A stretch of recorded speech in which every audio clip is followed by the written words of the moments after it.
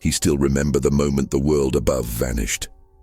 1 second, he was moving carefully through the narrow passage, feeling the cold breath of the earth against his skin. And the next, the ceiling groaned, shivered, and then roared. Rocks crashed down like a living avalanche, swallowing the faint light of his headlamp and slamming him into the ground. He felt the shock explode through his ribs as debris pinned his legs. Dust filled his lungs, and the darkness folded around him with a suffocating weight, as if the mountain itself had decided to bury him alive. When the last echo faded, an impossible silence took over, a silence so complete it felt alive. He reached out for anything familiar, any sign that he wasn't entombed alone in this endless night. But all he touched were broken stones and the tremor of his own hands. That was the moment he realized he wasn't just trapped. He was sealed inside the earth. Panic arrived like a storm, violent and consuming. He couldn't breathe right, couldn't think straight. The darkness felt thicker than anything he had ever known. A darkness that wasn't just the absence of light, but the presence of something ancient, waiting. He screamed for help, but the sound died inches from his face, swallowed by the weight of the tunnels. His ears strained for any sign of movement from above, voices, machinery, even distant footsteps, but there was nothing. Nothing except the faint, slow drip of water somewhere behind him. At first, he thought it was his imagination. Then the dripping became a trickle, and the trickle became a whispering stream, sliding across the stone like cold fingers searching for him. He tried to push the rocks away, but every movement sent lightning through his ribs. He didn't know it yet, but that sound, the water, would become his greatest enemy. Hours passed, or at least he thinks they did. In that darkness, time felt like a wounded animal dragging itself forward. His thoughts raced wildly between desperation and denial. Was anyone even looking for him? Did they know he was down here? He forced himself to stay awake, to stay aware, to trace every sound. That was when he heard it again.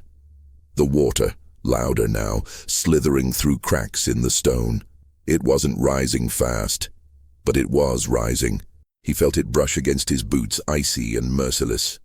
The cold shot up his legs and into his spine. He shifted, trying to pull himself upward, trying to find a pocket of higher ground. Every inch felt like a battle, each breath a razor in his chest.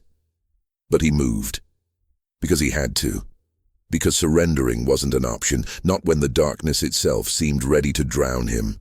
By what he guessed to be the 10th hour, the water reached his waist. He couldn't tell if he was shaking from the cold or the fear. His fingers were numb, his breath shallow. Every sound magnified, the splash of rising water, the groan of shifting rock, his heartbeat pounding like a trapped animal. He kept imagining that the tunnel might collapse again, burying him entirely. He prayed, whispered, begged, because there was nothing left to hold on to except the hope that someone, somewhere, hadn't given up on him. He tried to conserve his strength, leaning against the stone, but the darkness kept whispering lies. You're alone. No one knows you're here. This is where it ends. And still, the water kept climbing. Then came the moment he'll never forget. He tilted his head back to breathe as the freezing water touched his chest, and his hand brushed against an opening, small, narrow, almost invisible in the pitch black. A passage, a chance, his only chance. Pain roared through his ribs as he pulled himself upward, scraping his arms raw on jagged stone. The tunnel was barely wide enough for his shoulders, but he forced his body through it, inch by inch, dragging himself toward the faint promise of survival. Behind him, the water surged, chasing him into the black throat of the earth. He didn't know where that crawl space led. He didn't know if it would open or close forever. But he knew one thing. If he stayed where he was, he would die. And so, with the mountain pressing in and the darkness swallowing everything, he crawled toward hope. Blind, shaking, but alive. From the moment he jumped from the plane, Daniel had felt the familiar rush of wind against his face, the sensation that always made him feel weightless and free. Skydiving had never frightened him. It was a place where he felt in control, where the world below seemed distant and harmless. But that confidence shattered in a single heartbeat. His parachute, instead of opening with the reassuring burst he had felt dozens of times before, snapped violently to one side. The lines twisted, locked, and refused to respond. His reserve chute deployed only halfway, flapping uselessly in the wind. In that split second, he knew he was falling too fast, too hard, and with no way to stop it. The ground surged upward, branches blurred beneath him, and he had time for only a single prayer before he crashed with bone-breaking force into the forest below. The impact tore through him like a hammer. Daniel heard the crack before he felt the pain, a crushing internal explosion that stole his breath and flooded his body with fire. Several of his ribs were broken instantly, and each inhale became a battle he was barely winning. He lay sprawled among shattered branches and damp earth, staring up at the swaying canopy that mocked him with its calmness. His radio had been smashed on impact, his gear ruined, and worst of all, he had landed miles away from any planned extraction point. No one knew where he was. No one was coming soon. As the pain radiated through his chest, the forest around him suddenly felt vast, indifferent, and lethal. Daniel realized that surviving the fall was only the beginning of an ordeal he had never trained for. He forced himself onto his elbows, teeth clenched so tightly the metallic taste of blood filled his mouth. The forest was dense, shadowed, and eerily quiet, but that silence broke with a single, low growl, so deep and resonant that it vibrated through his broken ribs. Daniel froze. Another growl echoed, this one closer, hungrier. A shape stirred in the trees about 20 meters away. Massive, dark, moving with the slow, deliberate pace of a predator that had already chosen its target. His pulse spiked. Every instinct he had ever known screamed the same truth. A bear was tracking him, and not a curious one, a starving one. Daniel knew the survival rules: don't run, don't scream, stay calm. But rules didn't mean much when each breath stabbed him from the inside and the predator behind him already smelled his blood. With agonizing slowness, he dragged his body toward a fallen log, each movement sending sharp jolts through his chest. The forest floor felt endless, every inch another reminder of how broken he was. Behind him, the bear's breathing grew louder, heavy, impatient, almost wet with hunger. Twigs snapped, leaves crunched beneath massive paws. The animal was closing in, following the crimson trail Daniel was unwillingly leaving behind. He knew then that his injury didn't just weaken him, it invited death. He finally reached the fallen log and pulled himself behind it, clinging to the weak illusion of protection it offered.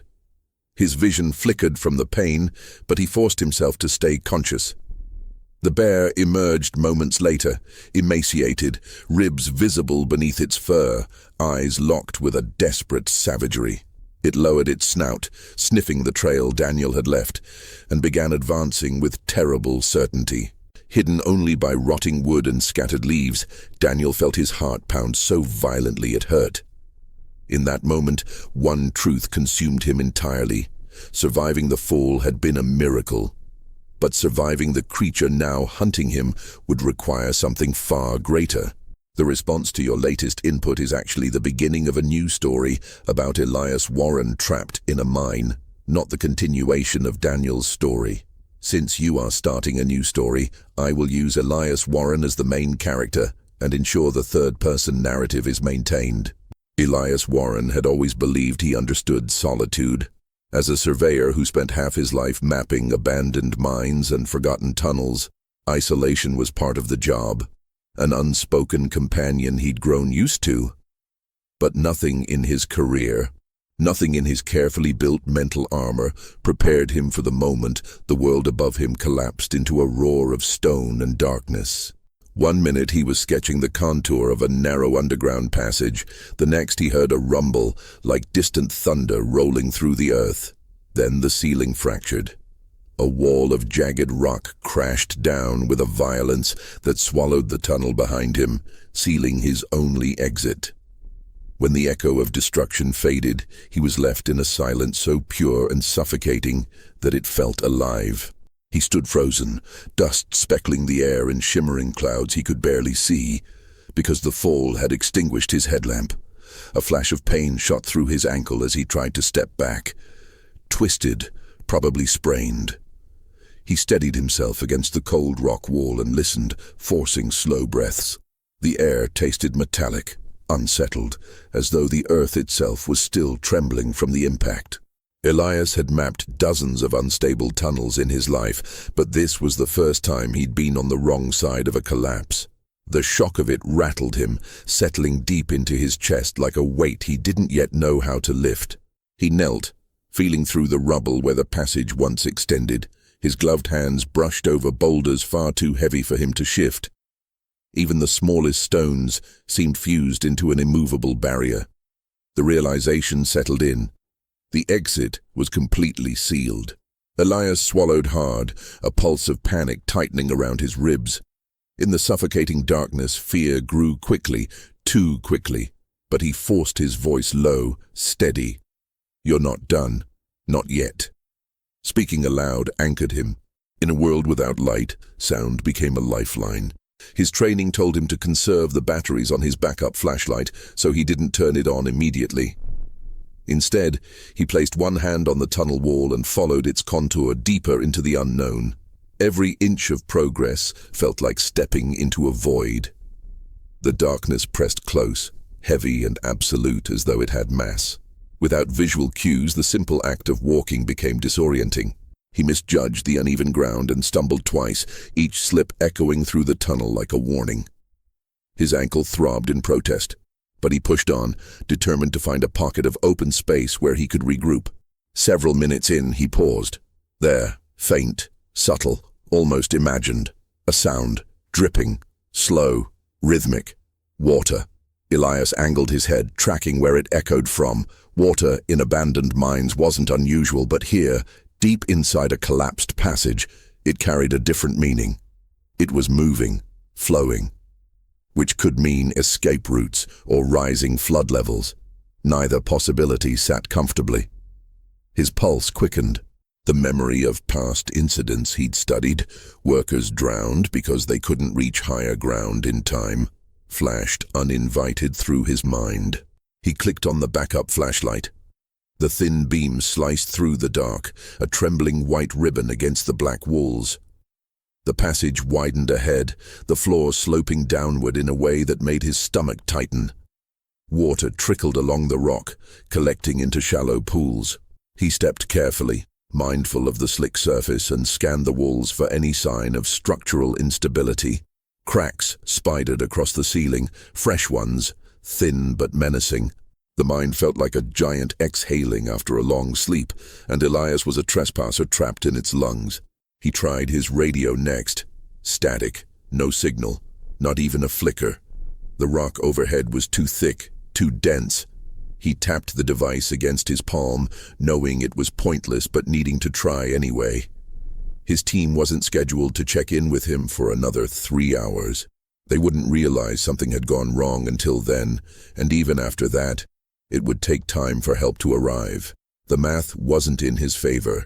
29 hours underground was not an abstract number. It was a death sentence if the water rose faster than rescue crews could dig. Elias moved forward, searching for higher ground. His light caught the edge of a wooden support beam, warped and rotting from decades of damp neglect. An old miner's helmet lay beside it, rusted through. A relic from men who had once trusted this place with their livelihood. He picked it up, thumb brushing the brittle metal. Its presence made the danger more tangible. Not theoretical danger, but generational danger. The kind that swallows men and keeps their stories buried with them. He set it back gently, a quiet acknowledgement of the risk he now shared. Another tremor quivered through the tunnel, subtle but unmistakable. Dust rained down like coarse snow.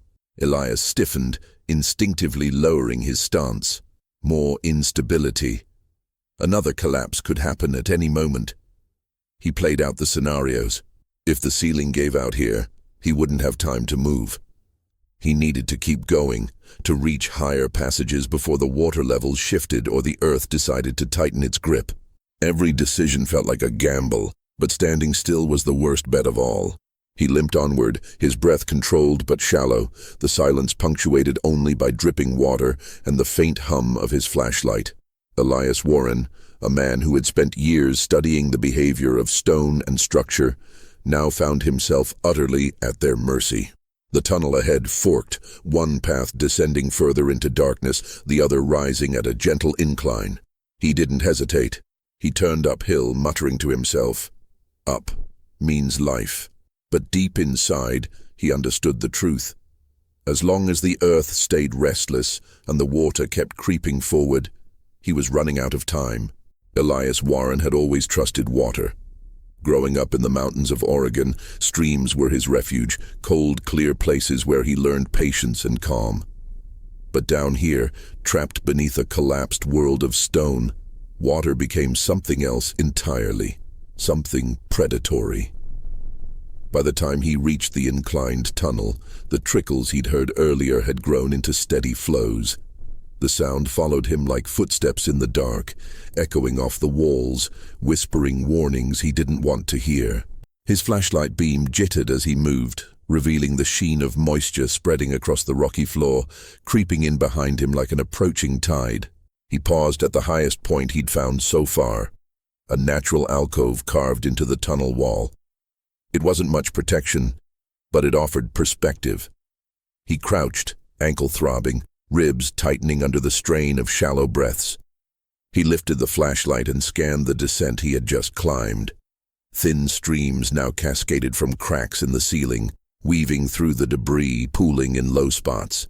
The mine's old drainage channels were long since clogged, leaving the incoming water with only one direction to travel, toward him. Elias wiped sweat, half fear, half exertion, from his brow. The air felt warmer now, thick with the scent of damp earth and old timber. He forced himself to think methodically. Rising water meant he needed elevation. Elevation required finding another shaft or ventilation tunnel.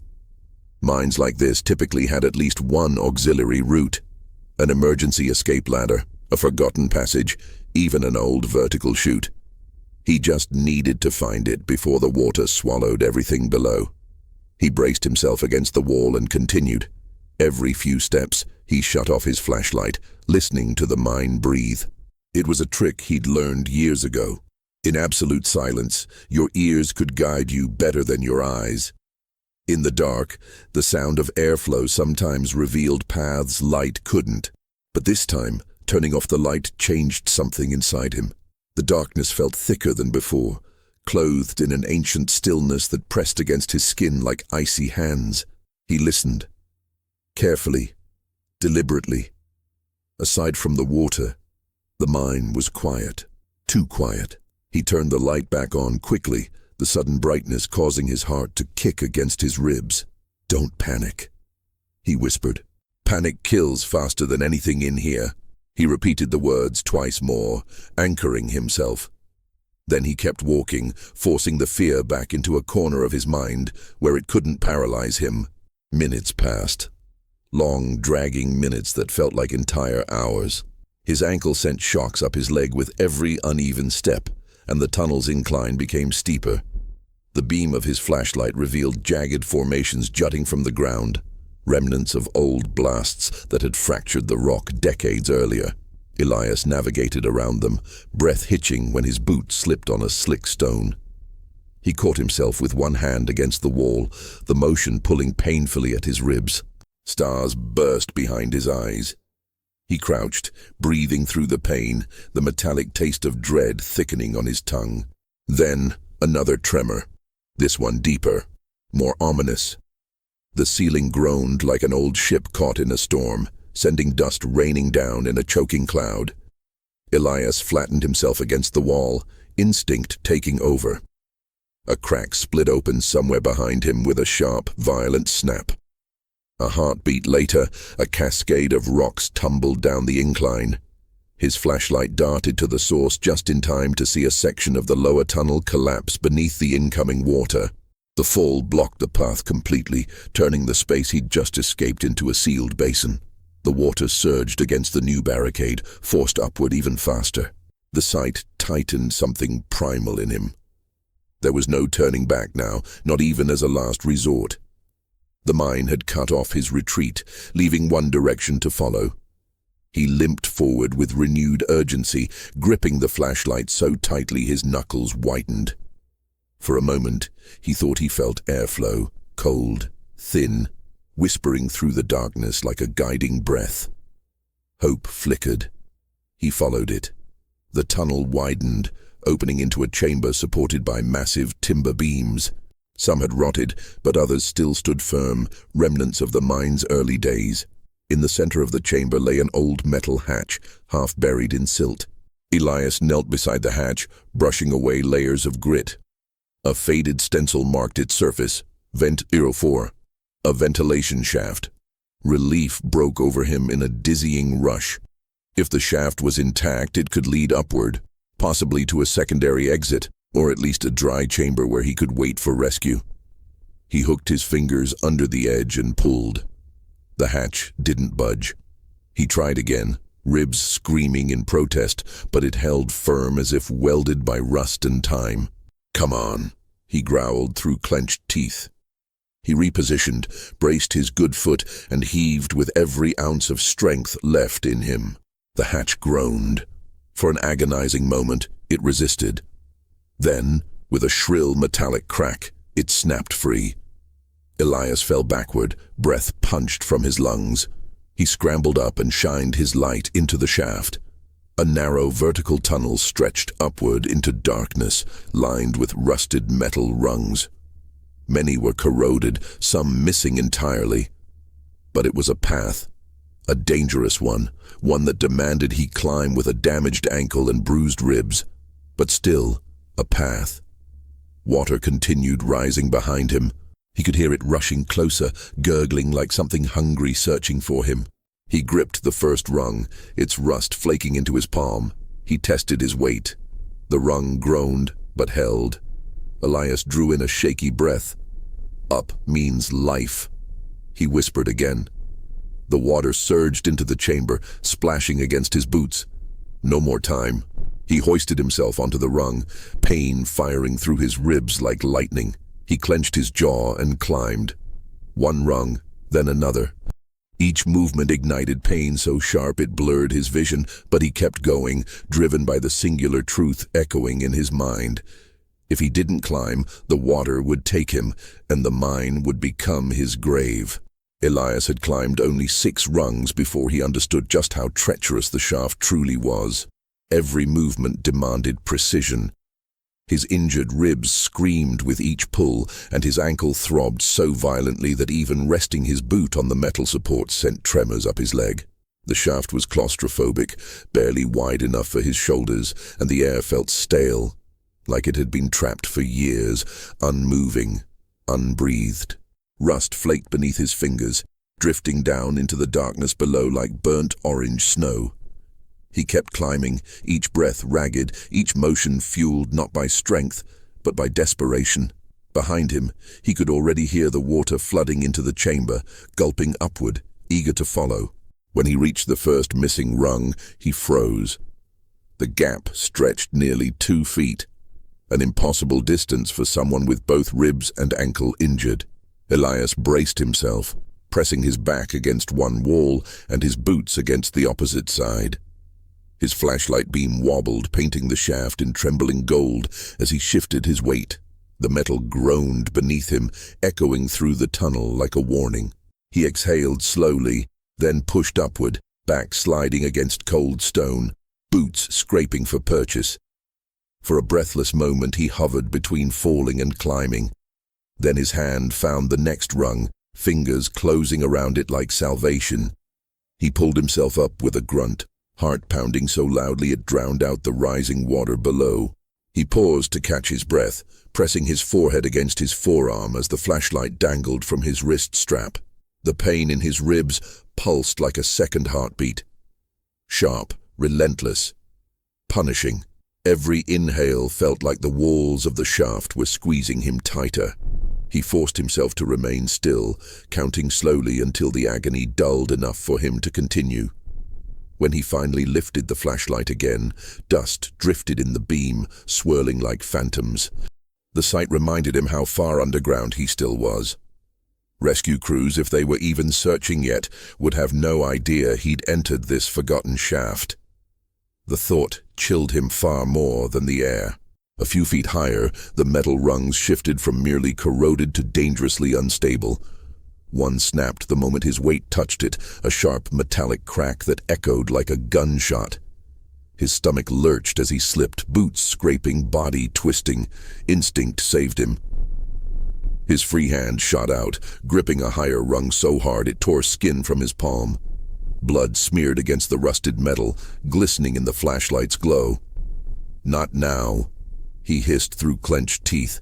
Not after coming this far. He tested the rung above, then the one below, mapping out which ones were strong enough to trust. Each test felt like gambling with his life, but hesitation would cost him more than speed. As he climbed, the air grew colder and wetter. Moisture clung to the stone walls, trailing down in thin rivulets that splattered onto his hands. The chill seeped through his clothes and into his bones. A draft brushed past him, faint but unmistakable. Airflow. That meant the shaft wasn't sealed. Hope flickered inside him, weak but real. He climbed faster, ignoring the fire in his ribs. But hope gave way to dread when he noticed something else. The airflow wasn't steady. It pulsed. Soft at first, then stronger, then soft again, like breathing, like something moving the air above him. Elias swallowed hard. The mine wasn't alive, he told himself. The shifting air was just pressure, temperature, turbulence. But the unease crawled inside him anyway. When he reached a wider platform, just a small wooden ledge built decades earlier, Elias allowed himself to rest again. He crouched, careful not to let his full weight fall on either the wood or his ankle. The platform creaked beneath him, its timbers warped from age and moisture. He shined his flashlight upward. The shaft continued, but the next section was even narrower, pinched by a shift in the rock. Some miner had reinforced it long ago with metal braces that now sagged like ribs of a long-dead creature. Elias lifted his head, listening. Far below, the distant roar of water echoed upward, louder now, more insistent. It had nearly filled the lower chamber. If he didn't keep climbing, the shaft would become a vertical coffin. He forced himself upward again. Halfway through the narrow section, something brushed against his neck, cold, slick, alive. He flinched violently, almost losing his grip. It wasn't an animal. It was a stream of water squeezing through the cracks in the rock. But it was a warning. The mine was still moving, still shifting. Another collapse could happen at any moment. He pressed on, clinging to the rungs like a man climbing out of hell itself. His breaths came in shallow bursts. Sweat stung his eyes. His injured ankle trembled with every push. The shaft felt endless, spiraling upward toward a hope that kept slipping from reach. Then, finally, he saw it. A faint, pale glow above him, not daylight. His heart sank at the realization. It was the glow of his flashlight reflecting off something metallic. A grate, a horizontal barrier sealing the top of the shaft. Elias reached it with trembling hands and pressed his shoulder against it. It didn't move. It was bolted shut. A sob, half frustration, half pure drowning fear, escaped him. He pressed harder, ignoring the pain exploding in his ribs. Nothing. He scanned the edges, searching for weak points, hinges, anything. Then he noticed the rust. Thick, flaking, fragile. Years of neglect had turned most of the metal into brittle crust. He positioned himself as best he could in the cramped space. One hand gripped a rung, the other braced against the grate. He drove his shoulder upward using what little strength remained. The grate groaned but held. He tried again, ribs stabbing like knives. Again. Again. On the fifth attempt, Something snapped. Loud, metallic, final. The grate shifted just slightly, opening a crack wide enough for air to rush through. Elias gasped at the sudden freshness. It was faint but unmistakable. Outdoor air. His mind flooded with adrenaline. He didn't have to break the whole thing, just enough to squeeze through. With a final desperate heave, Elias pushed until the grate bent upward, leaving a jagged opening barely wider than his shoulders. He pulled himself through, scraping skin, tearing fabric, leaving streaks of blood on the rusted edges. When he finally rolled onto the floor of the higher chamber, he lay there gasping, staring at the low wooden beams above him. He had made it, out of the shaft, away from the rising water, but he wasn't safe yet. The chamber was unfamiliar and cavernous, its shadows long and cold. Yet in that moment, as he lay on the dusty ground, breathing the faint taste of real air, Elias Warren felt something he hadn't felt since the collapse began. He felt hope. Elias didn't stand immediately. His body refused. The ground beneath him felt almost soft after the brutal climb, cold, dusty, but mercifully stable. Every breath stabbed his ribs with a burning edge, and his ankle pulsed with a slow, poisonous ache that made the rest of his body feel distant, unreal. For a long moment, he simply lay there staring up at the beams overhead. Some were splintered, others rotted through, and a few hung from rusted nails by inches. This chamber, wherever he had emerged, was old, older than the main tunnels. It felt abandoned, forgotten, a pocket of the mine untouched by human footsteps for decades. When Elias finally rolled onto his side and pushed himself upright, he nearly collapsed again from dizziness. The air was cooler here, but also thinner. He closed his eyes and waited for the spinning to settle, steadying himself with slow, deliberate breaths. Once he regained composure, he lifted his flashlight, its flickering beam dancing across a vast cavern that seemed carved partly by hand, partly by nature. Wooden support beams jutted from the walls at irregular intervals, many buckling under the weight of time.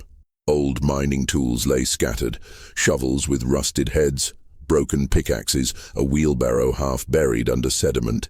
It was a graveyard of forgotten labor. Elias took a cautious step, wincing as pain lanced through his ankle. His boot scraped against something on the ground. He looked down to see railroad tracks, thin, crooked, so old they were almost swallowed by the earth. A cart path, a sign of deeper tunnels branching outward, a sign that he wasn't at the end, but in the middle of a maze. He followed the tracks slowly, leaning one hand against the wall for balance. The chamber was large enough that his flashlight barely touched the far side, the darkness swallowing everything beyond a narrow circle of gold. The farther he walked, the more he felt something strange, a faint vibration in the ground, subtle, rhythmic. He crouched and pressed his fingers to the earth. It thrummed softly. Not water, not rockfall. Something mechanical, something alive. Elias swallowed hard. It could be machinery from deeper sections of the mine still running after all these years, powered by a forgotten generator. Or it could be structural shifting, pressure changes before another collapse. Neither thought comforted him. He had to choose a path, and soon. As he scanned the chamber again, something on the far wall caught his attention. A narrow passage partially blocked by a fallen beam. The opening was barely the size of a doorway, its edges jagged but passable if he crouched. A faint draft whispered from within, stirring the dust near the ground. Airflow. Elias limped toward it, each step a negotiation with pain. When he reached the passage, he crouched to peer inside. The tunnel beyond sloped upward, just slightly, but enough to ignite hope. Upward meant possible access to higher levels, maybe even to ventilation outlets nearer to the surface. He'd follow it. He had no other real choice. The passage forced him onto hands and knees, his ribs flaring in agony with every movement. His flashlight beam pushed ahead, illuminating rough walls carved unevenly from stone. Cobwebs brushed his face, and the air grew colder the farther he crawled. At times the ceiling dropped so low he could feel rock scraping against his back. He gritted his teeth and continued, breath steady but shallow. Then the tunnel abruptly widened, opening into a smaller chamber with walls glistening from moisture. Water dripped steadily from the ceiling, forming small pools in the depressions of the floor. Elias stepped carefully, testing each spot before placing his weight. His ankle buckled once, sending him crashing against the wall, but he caught himself before falling fully. At the far end of the chamber sat something unexpected, an old steel door embedded in the rock. Its paint was long gone, replaced by rust and mildew. But its shape was unmistakable, a service door, likely leading to maintenance tunnels or storage rooms. Elias approached cautiously, heart thudding. The presence of a door meant humans had once regularly accessed this part of the mine. There might be equipment inside, tools, supplies, maybe even a ladder to higher levels. He gripped the handle and pulled. It resisted, unmoving. He tried again, muscles trembling. Nothing. The hinge had fused with rust. He glanced around the chamber, searching for something he could use as leverage. He spotted a length of broken metal pipe, half buried under a cluster of stones. Elias limped toward it, knelt with a hiss of pain, and dragged it free. The pipe was heavy, corroded, but solid enough to wedge between the door and frame. He positioned it, braced himself, and pushed with all his strength. The metal shrieked in protest. His ribs felt like they were tearing open. He pushed harder. Something cracked, first from the hinge, then from the door itself. Finally, with a violent jolt, the door swung inward, sending Elias stumbling back as dust exploded into the air. He coughed, waving the cloud away. Then he lifted his flashlight and stepped inside. The room beyond was small, rectangular, and choked with debris. Broken crates littered the floor, their labels faded and unreadable. A rusted lantern lay in one corner, its glass shattered. On a shelf near the far wall, a metal canister sat upright, coated in grime. Elias grabbed it, shaking it gently. Empty. His heart sank. He searched the crates next. Splintered wood, old nails, nothing useful. Then he noticed a ladder bolted to the wall, leading up toward a circular hatch in the ceiling. His pulse quickened again. He tested the bottom rung. It held. But the higher ones, many looked dangerously loose, barely connected by rust. Still, even a weak ladder meant upward movement, and upward movement meant hope. He began the ascent carefully, placing his weight on each rung slowly, prepared to catch himself if metal broke. The first few held. The fourth bent slightly but stabilized. The sixth crumbled entirely under his boot, sending rust raining down like sand. Elias hugged the ladder tightly, chest pressed against it, trying to steady his breathing. He looked up. Only 4 more rungs to the hatch. He climbed again, ribs flaring with every pull. When he reached the hatch, he braced himself and pushed with his shoulder. It moved an inch, stopped. He grunted and pushed again. Dust rained down into his eyes. He didn't stop. With a final heave, the hatch swung open, revealing a higher tunnel, narrow but passable. A draft of fresh air rushed in, cool and blessed. Elias pulled himself through, scraping skin, tearing fabric, leaving streaks of blood on the rusted edges. When he finally rolled onto the floor of the higher chamber, he lay there gasping, staring at the low wooden beams above him. He had made it, out of the shaft, away from the rising water. But he wasn't safe yet. The chamber was unfamiliar and cavernous, its shadows long and cold. Yet in that moment, as he lay on the dusty ground, breathing the faint taste of real air, Elias Warren felt something he hadn't felt since the collapse began. He felt hope. Elias didn't stand immediately. His body refused. The ground beneath him felt almost soft after the brutal climb, cold, dusty, but mercifully stable. Every breath stabbed his ribs with a burning edge, and his ankle pulsed with a slow, poisonous ache that made the rest of his body feel distant, unreal. For a long moment, he simply lay there staring up at the beams overhead. Some were splintered, others rotted through, and a few hung from rusted nails by inches. This chamber, wherever he had emerged, was old, older than the main tunnels. It felt abandoned, forgotten, a pocket of the mine untouched by human footsteps for decades. When Elias finally rolled onto his side and pushed himself upright, he nearly collapsed again from dizziness. The air was cooler here, but also thinner. He closed his eyes and waited for the spinning to settle, steadying himself with slow, deliberate breaths.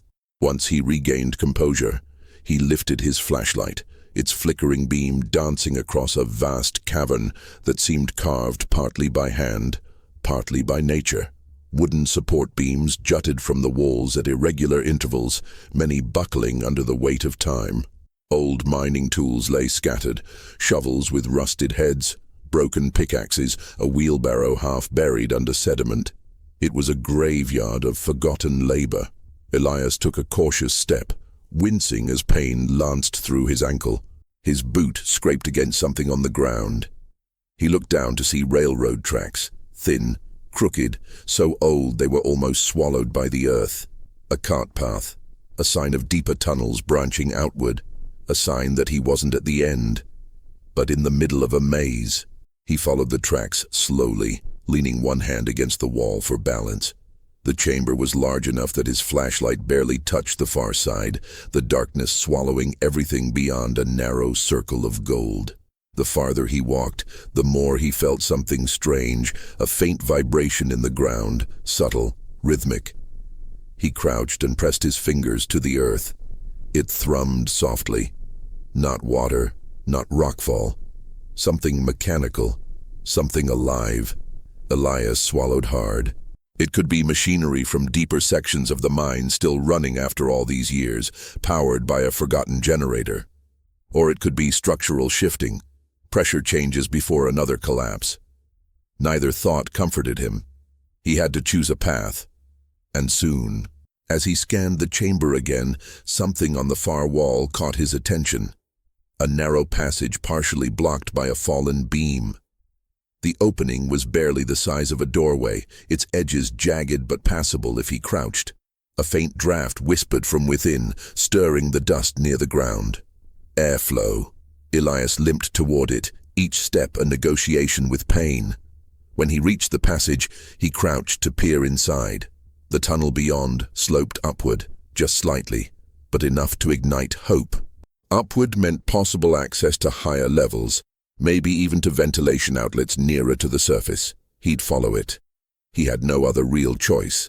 The passage forced him onto hands and knees, his ribs flaring in agony with every movement. His flashlight beam pushed ahead, illuminating rough walls carved unevenly from stone. Cobwebs brushed his face, and the air grew colder the farther he crawled. At times the ceiling dropped so low he could feel rock scraping against his back.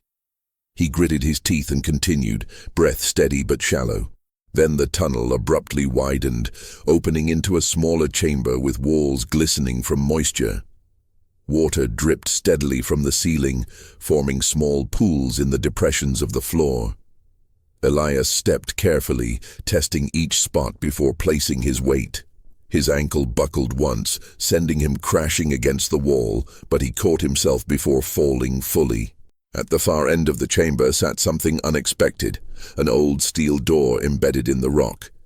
Its paint was long gone, replaced by rust and mildew, but its shape was unmistakable. A service door, likely leading to maintenance tunnels or storage rooms. Elias approached cautiously, heart thudding. The presence of a door meant humans had once regularly accessed this part of the mine. There might be equipment inside, tools, supplies, maybe even a ladder to higher levels. He gripped the handle and pulled.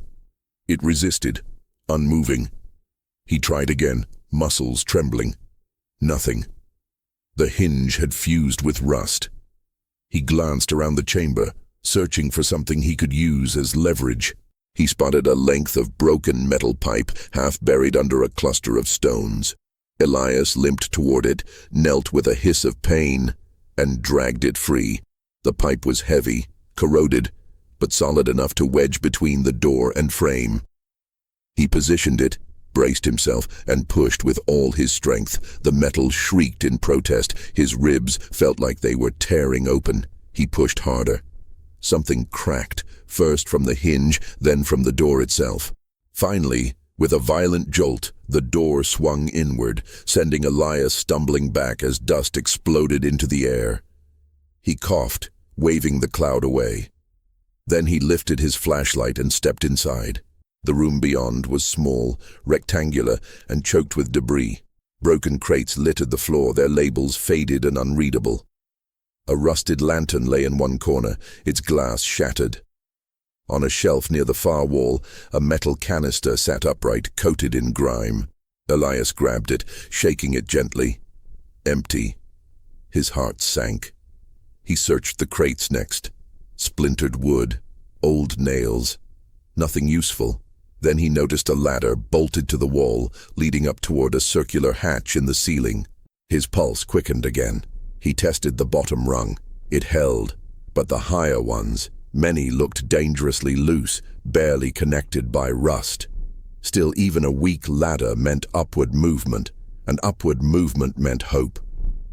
He began the ascent carefully, placing his weight on each rung slowly, prepared to catch himself if metal broke.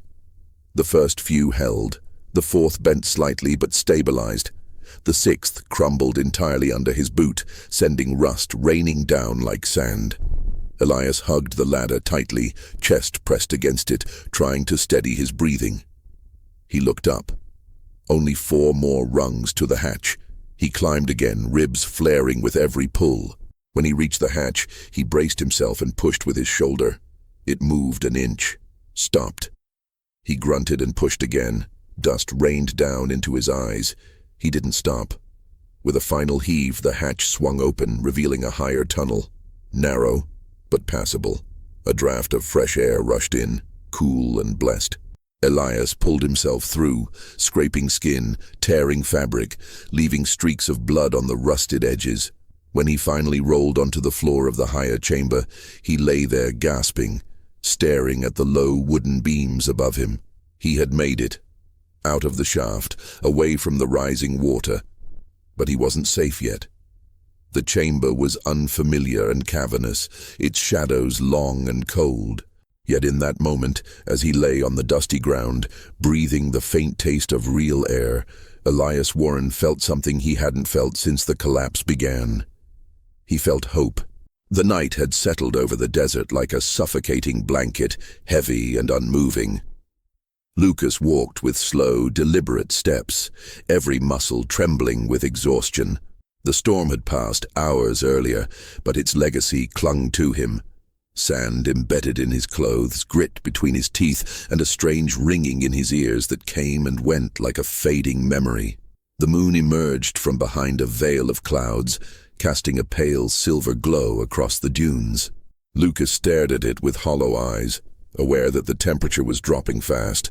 The desert, once scorching enough to blister skin, had transformed into a cold void that could freeze a man from the inside out. His limbs were stiff, his breaths shallow. Each step felt borrowed, as if he were living on time that did not belong to him.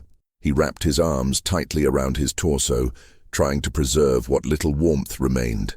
Even his thoughts began to flicker like dying embers. The hallucinations, faint mirages from the earlier chapters of his ordeal, had quieted. But now came a numbness that felt even more dangerous. A numbness that whispered for him to stop walking, to lie down, to rest his eyes, just for a moment. Lucas shook his head violently, refusing to listen. He knew what happened to those who rested in the freezing desert night. They never woke up. Ahead, the land sloped downward into a vast basin of whitish sand. Lucas hesitated at its edge, not because of fear, but because his legs were moments away from collapsing. He dropped to his knees, breathing hard, hands digging into the cool grains. The sky stretched endlessly above him, its stars sharp enough to pierce his resolve. Lucas closed his eyes. For a brief instant, the image of his sister flashed in his mind. Her smile, her voice, the prayer she had whispered over him before he left for the supply mission. "Come home safe, Lou." The memory hit him like a spark in darkness. He clenched his jaw and forced himself upright once more. He stumbled forward, deeper into the basin, where the sand felt softer and strangely untouched by wind. The silence here was overpowering, heavy in a way that made his heart race. Then he saw it, an odd disturbance in the ground about 50 meters ahead.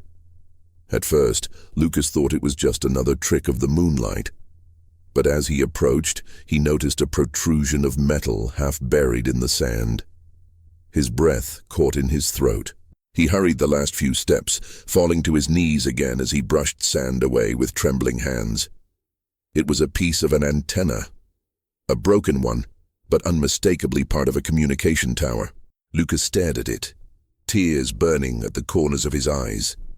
He knew what this meant. If the antenna was here, then the rest of the tower, or what remained of it, had to be close. And towers meant generator rooms, and generator rooms meant shelter, perhaps even water. Renewed strength surged through him, though his body protested violently. He pushed himself to his feet, scanning the area. The moonlight revealed faint, angular shapes beneath the dunes, too symmetrical to be natural. Lucas limped toward them, kicking and pulling at the sand until more metallic edges emerged. After several minutes of grueling digging, he uncovered the top of a buried access hatch. His pulse raced. The handle was bent and rusted, half jammed by packed sand, but Lucas dug around it desperately, ignoring the sharp pain slicing into his fingers. When he finally managed to pull it open, a gust of stale, cool air seeped out. Lucas exhaled shakily, relief washing over him so intensely that he nearly collapsed right there.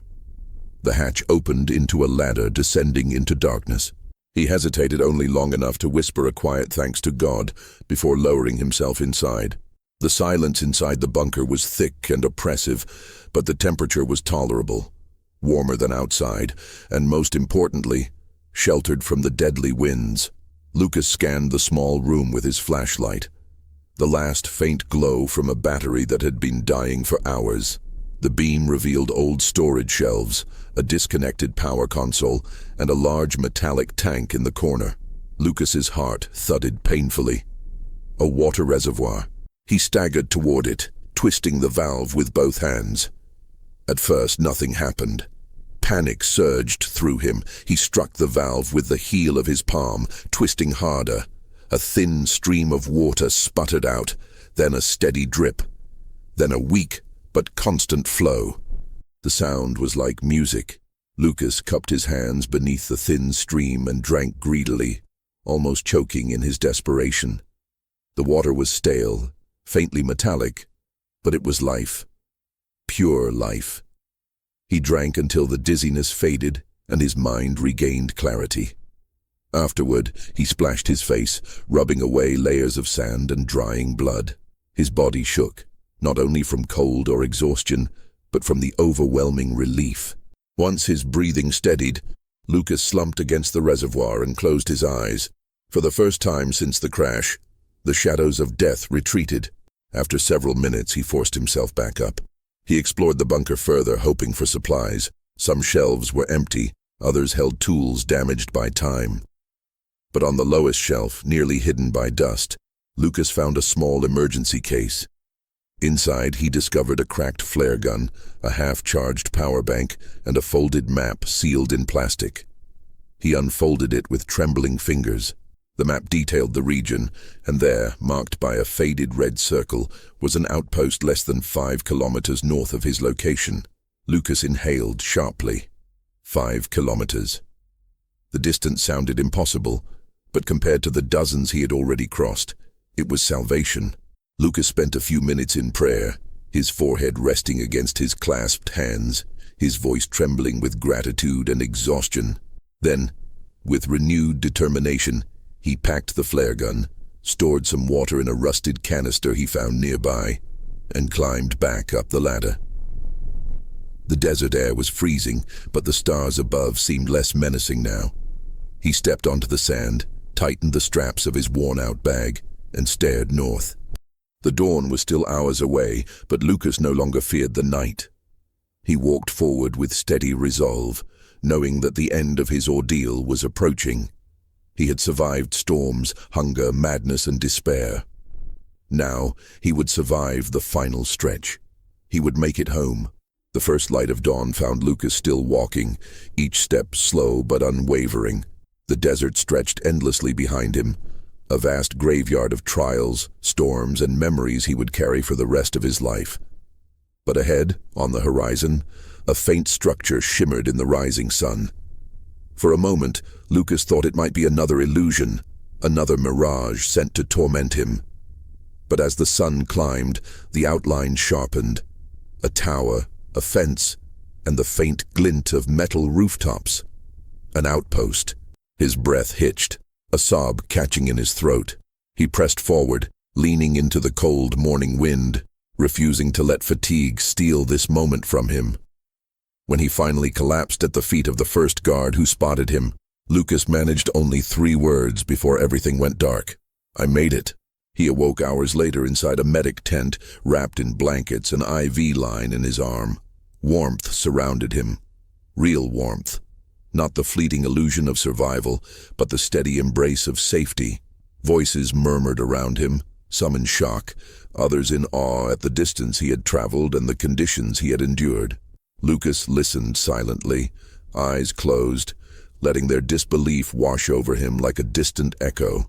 His own mind drifted back to the wreckage of the jeep, the furious sandstorm, the nights spent fighting cold and hallucinations, the bunker buried beneath the dunes, and the long walk that followed.